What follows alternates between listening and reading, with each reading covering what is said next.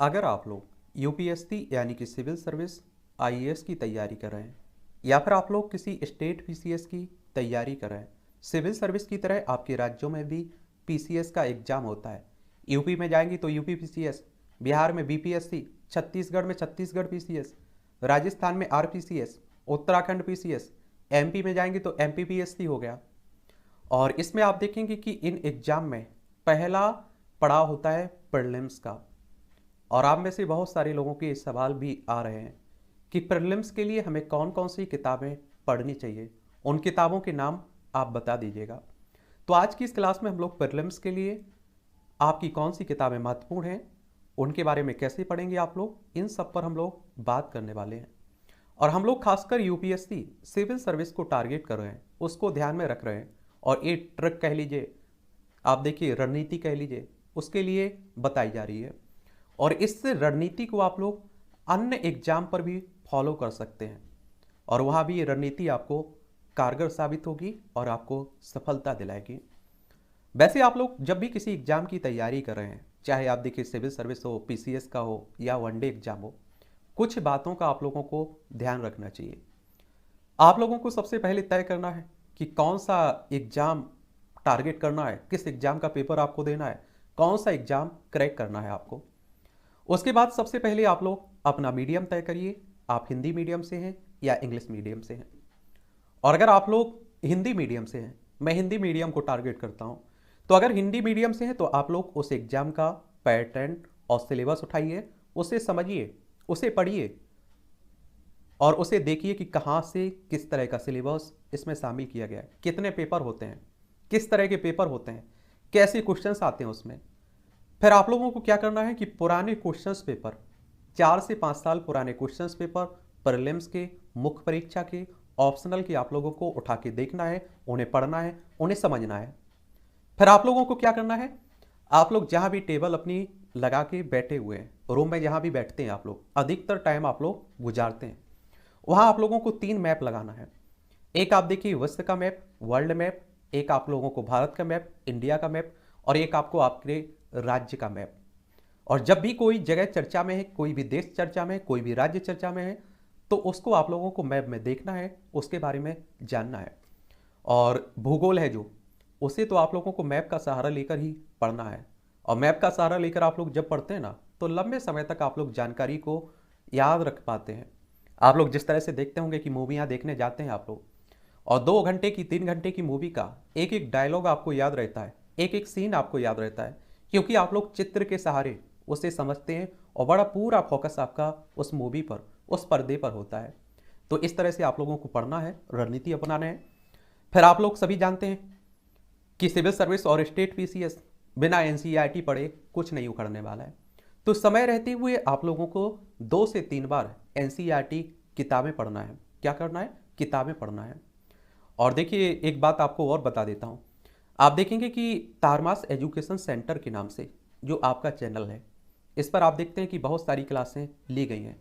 मैं इतना कह सकता हूँ यकीन के साथ कि अगर आप लोगों को यूपीएससी एग्जाम के बारे में कुछ भी नहीं आता है, फॉर्म किससे भरते हैं, कितनी फीस है, कितनी योग्यता होनी चाहिए, क्या डिग्री होनी चाहिए आपके पास, माइनस मार्किंग होती है, कब अटेम्प्ट्स गिने जाएंगे, इस तरह की तमाम सवाल, आपकी पैटर्न क्या है, सिलेबस क्या है, प्रीलिम्स का सिलेबस क्या है, क्वेश्चंस किस तरह के आते हैं, मुख्य परीक्षा की बात कर लीजिए, ऑप्शनल की बात कर लीजिए, इंटरव्यू की बात कर लीजिए। तो यूपीएससी एग्जाम के नाम से जो प्लेलिस्ट सूची बनी हुई है, इसे जाकर आप लोग कवर कर लीजिएगा।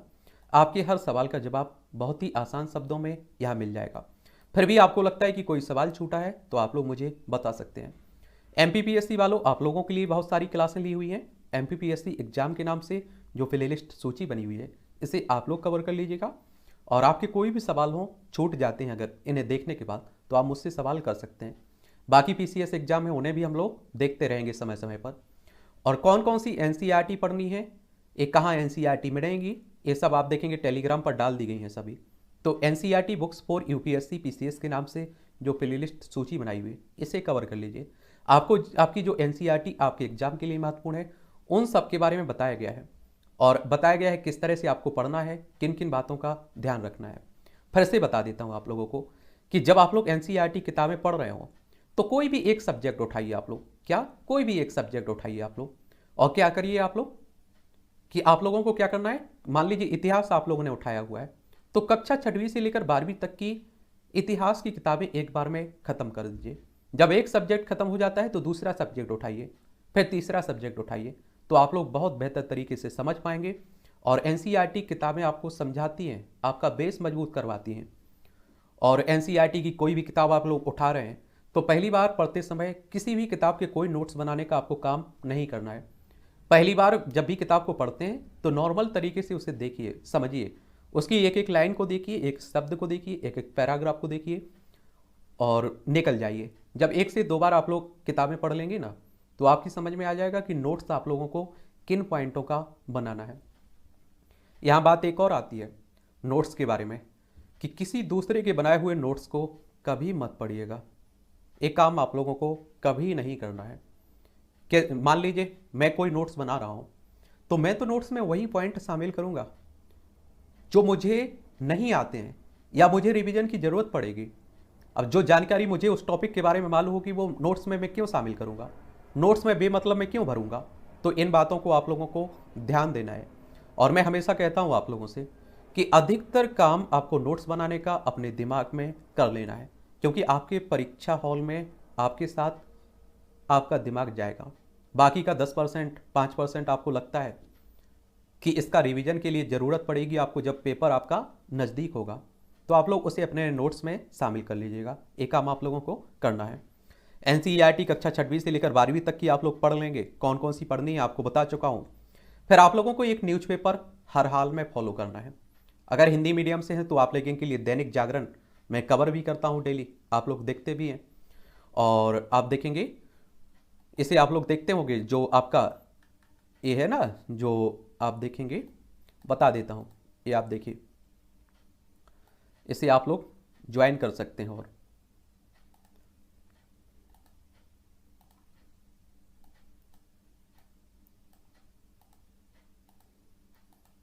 देखिए ये आपका चैनल है, यहाँ आप देखते हैं कि डेली क्लासें आपकी मिलती रहती हैं दैनिक जागरण की, तो इसे आप लोग फॉलो कर सकते हैं, ठीक है। और यहाँ आप लोगों को सभी क्लासें मिलती रहेंगी।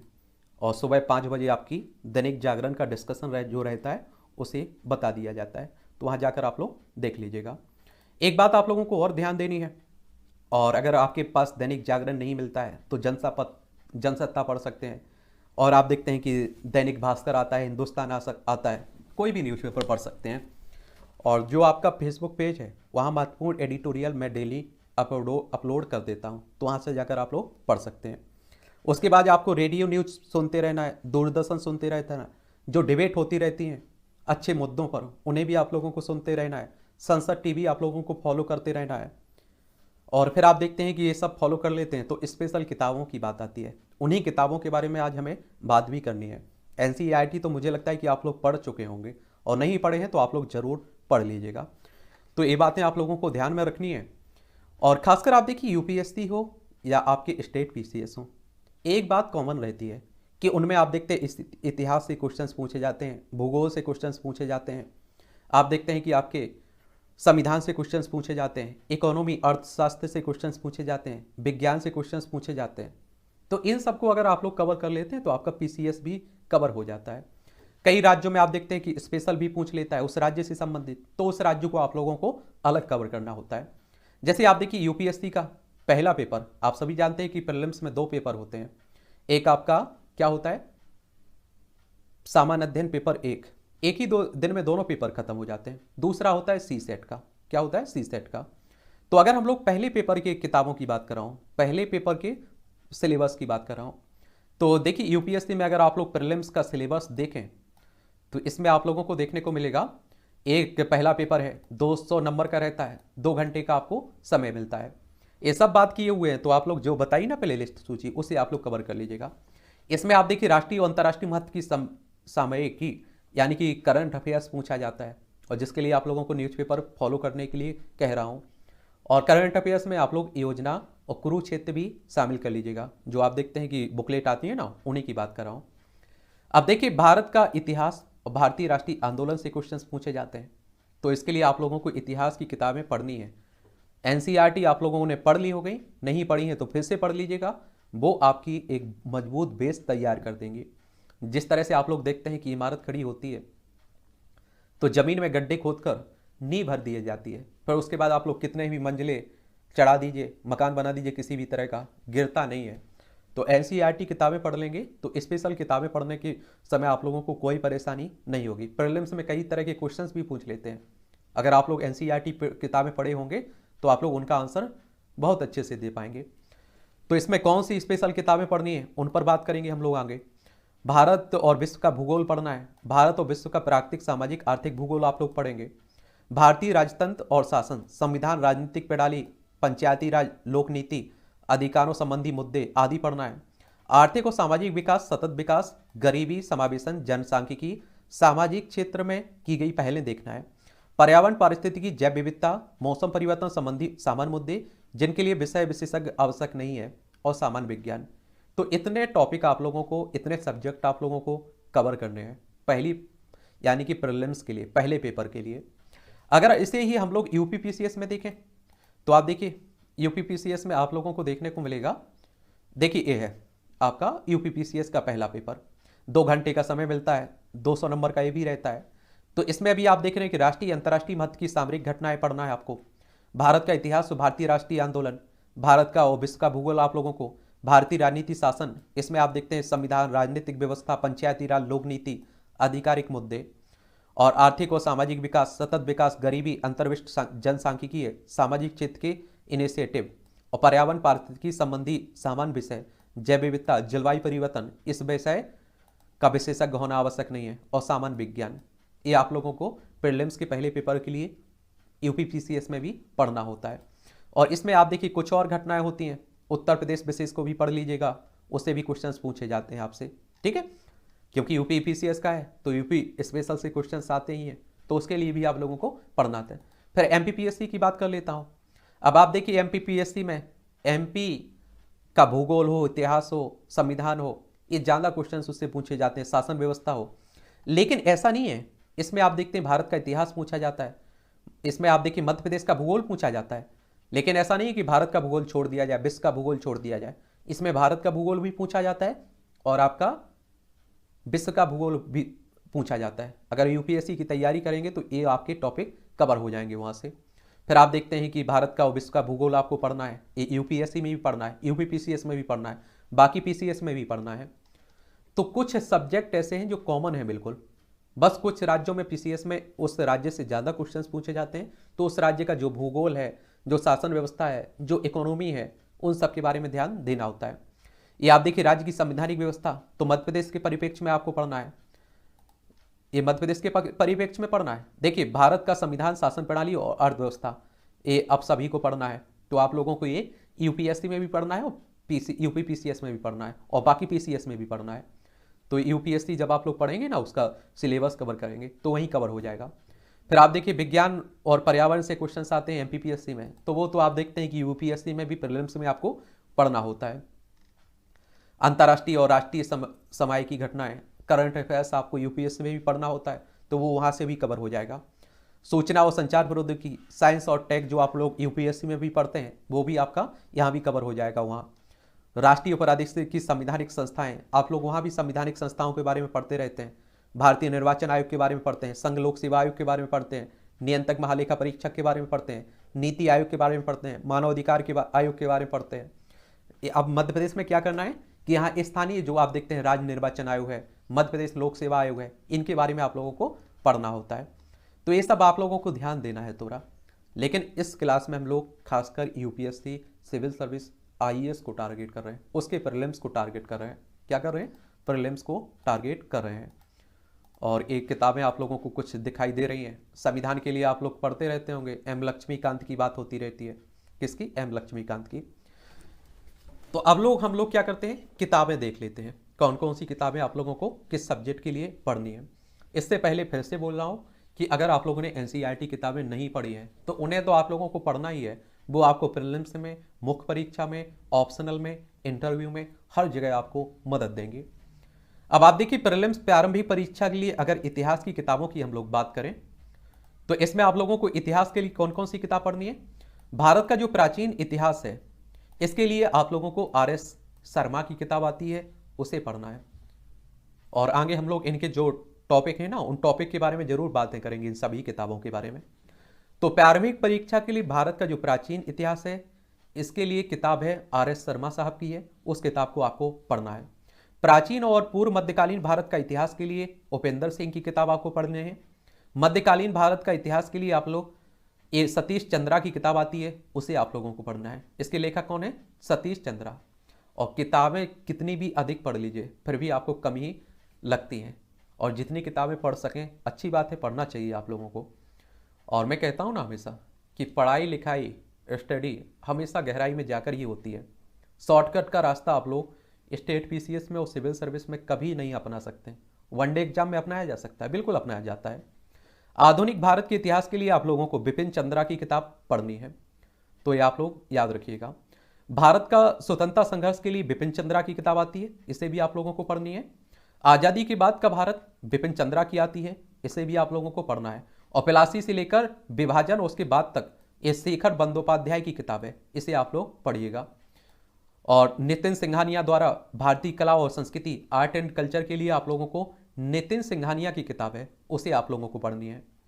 और इसमें आप लोग जब आप लोग प्रीलिम्स को टारगेट कर रहे हो उस समय NCERT की 11वीं की प्राचीन और मध्यकालीन किताब पढ़िएगा, और NCERT की 12वीं की आधुनिक भारत के इतिहास की जो किताबें हैं उन्हें आप लोगों को पढ़ना है। आधुनिक भारत के इतिहास के लिए आप लोगों को स्पेक्ट्रम जो आती है, राजीव अहीर की है किताब। इसके कौन है?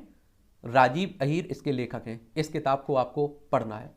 तो प्रीलिम्स के लिए आप लोग इतनी किताबें फॉलो कर लीजिएगा, और ये प्रीलिम्स में अगर किताबें आप लोग फॉलो करते हैं तो आपको मुख्य परीक्षा में भी काफ़ी मदद देंगी।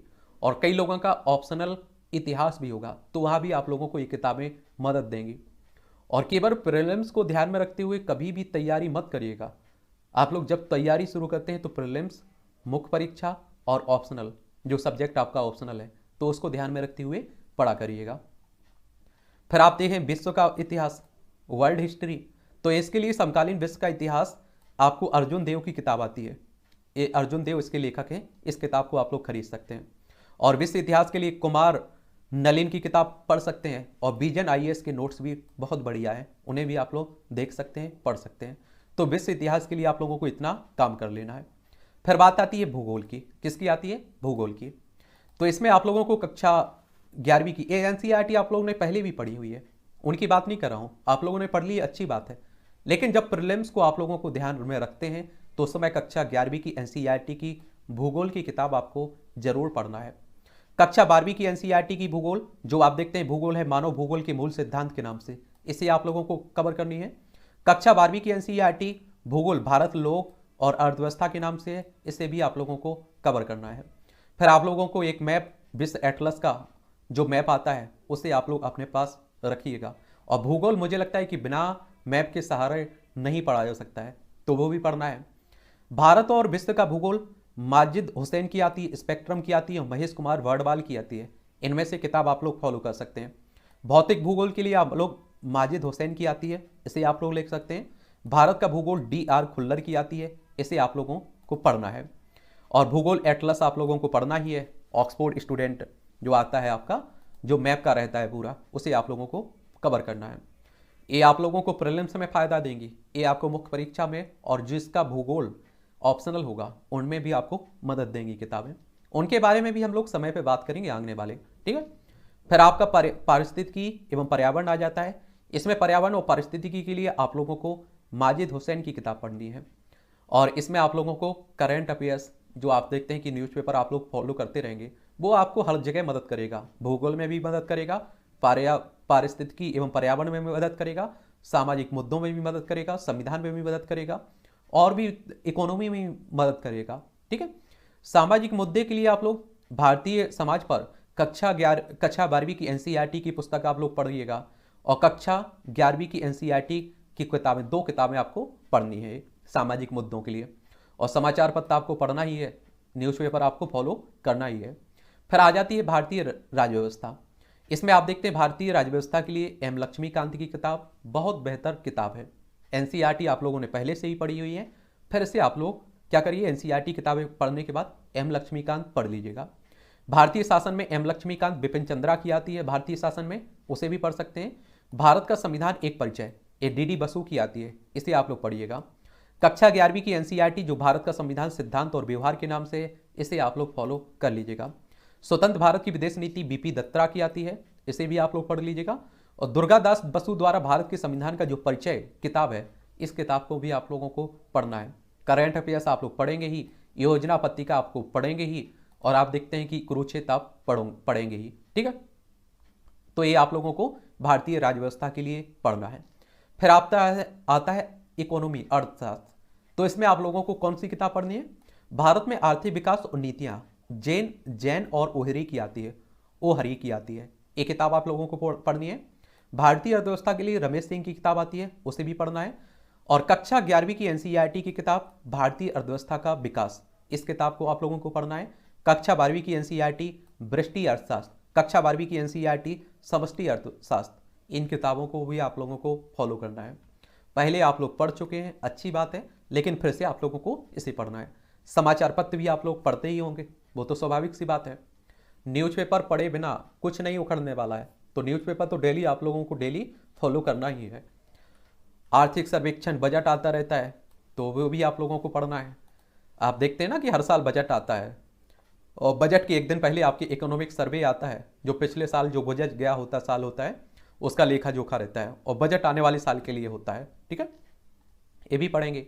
अंतर्राष्ट्रीय संबंध के लिए आप लोग एनसीईआरटी की 12वीं की कक्षा किताब की है, जो समकालीन विश्व राजनीति के नाम से, इसे आप लोग पढ़ लीजिएगा। और करंट अफेयर्स आप लोग पढ़ेंगे ही, उसमें कोई दो राय नहीं है। सामान्य ज्ञान के लिए लूसेंट पढ़िएगा, समाचार पत्र पढ़ते रहा करिएगा, ठीक है। सामान्य ज्ञान जो आप लोग पढ़ते रहते हैं, लूसेंट आप लोगों को मालूम होना चाहिए, बहुत महत्वपूर्ण किताब है। और एक किरण सामान्य ज्ञान की किताब आती है, उसे भी फॉलो कर सकते हैं। विज्ञान के लिए कक्षा 12वीं की जीव विज्ञान की जो किताब है, फिजिक्स, केमिस्ट्री, इनसे कम क्वेश्चंस पूछे जाते हैं, लेकिन जीव विज्ञान से क्वेश्चंस अधिक पूछे जाते हैं। तो एनसीईआरटी की किताबें आप लोग फॉलो कर लीजिएगा। फिर आप देखते हैं ये प्रीलिम्स का पहला पेपर हो जाता है, इसके लिए जो महत्वपूर्ण किताबें हैं ये आप लोगों को बता दी गई है। और ये पीडीएफ आपको टेलीग्राम पर डाल दूंगा, तो वहाँ से डाउनलोड करके अपने पास रख लीजिएगा। फिर आपका सीसेट आता है, तो और याद रखिएगा प्रीलिम्स में आप लोग एक किताबें भी पढ़नी है, और पुराने क्वेश्चन पेपर उठा के आपको देखना है, ठीक है, अच्छे से। सीसेट के लिए टाटा मैकग्राहिल CSAT मैनुअल देखना है। अरिहंत प्रकाशन द्वारा सीसेट के लिए पेपर 2 के लिए क्रैक करना। और RS अग्रवाल की आप देखिए किताब आती है गणित के लिए, मौखिक, गैर मौखिक, तार्किक तर्क के सदन से प्रतियोगी परीक्षाओं के लिए सामान्य बुद्धि और तर्क शक्ति परीक्षण देखना है। और 4 साल पुराने पेपर्स हल करना चाहिए आप लोगों को सीसेट के लिए। और एक क्वालिफाइंग रहता है, केवल पास करना होता है आपको, उसके नंबर के आधार पर कोई मेरिट लिस्ट नहीं बनती है, तो ये याद रखिए केवल, लेकिन पास होना जरूरी रहता है उसमें। तो ये आराम से आप लोग थोड़ा बहुत अच्छे से पढ़ते हैं तो पास भी कर जाते हैं। तो सीसेट का ये कहानी है। अगर आप लोग देखना चाहें ना, देखिए ये प्रश्न पत्र दूसरा 200 नंबर का रहता है, 2 घंटे का रहता है। इसमें बौद्ध गम्यता, संचार कौशल सहित अंतर, तार्किक कौशल एवं विश्लेषणात्मक क्षमता, निर्णय लेना, समस्या समाधान, सामान्य मानसिक योग्यता, आधारभूत संख्यान, संख्याएं, उनके संबंध, विस्तार क्रम, 10वीं कक्षा स्तर का, आंकड़ों का निर्वचन, चार्ट, ग्राफ, तालिका, आंकड़ों की पर्याप्तता आदि 10वीं कक्षा स्तर का। और इसमें आप लोगों को न्यूनतम अंक 33% चाहिए होते हैं पासिंग के लिए, क्वालिफाइंग के लिए, तो ये आप लोगों को ध्यान देना है। तो ये आप लोगों की प्रीलिम्स की जो किताबें आप लोगों को फॉलो करना है, जो पढ़नी है, उनके बारे में हम लोगों ने बात कर ली है। अब हम लोग क्या करेंगे कि प्रीलिम्स की जो किताबें आपको बताई गई हैं, इनके कौन कौन से चैप्टर पढ़ना है, किस तरह से पढ़ना है, उन्हें हम लोग अगली क्लासों में आने वाले दिनों में जरूर देख लेंगे, ठीक है। तो उन पर बात कर लेंगे और आपके पास एक सामान्य जानकारी भी हो जाएगी। और फिर से कह रहा हूँ कि प्रीलिम्स प्लस मुख्य परीक्षा दोनों को ध्यान में रखते हुए तैयारी करिएगा, ठीक है। केवल प्रीलिम्स से इससे कुछ नहीं होने वाला है, प्रीलिम्स निकल भी जाएगा तो कोई बड़ा तीर नहीं मार लिया है, एक पड़ाव है, आप देखते हैं प्रीलिम्स केवल, तो ये ध्यान रखना है आपको। अब आपका कोई सवाल हो मेरे लिए, कोई सुझाव हो मेरे लिए, तो आप लोग जरूर नीचे पूछ सकते हैं, ठीक है।